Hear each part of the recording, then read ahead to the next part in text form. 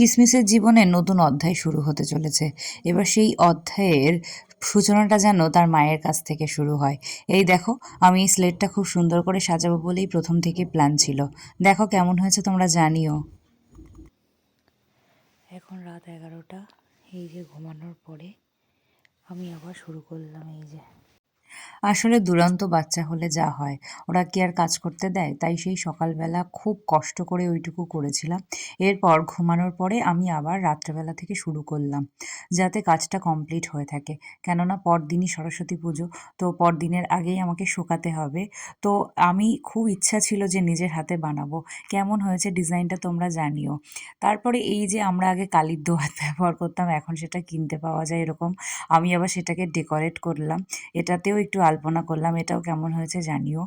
আমার খুব ইচ্ছা ছিল যে আমার কিসমিস ওর বাবার থেকে হাতেখড়ি দিক। কিন্তু যাই হোক, বাবা বাড়িতে নেই তো কী হয়েছে? কাকাই তো আছে।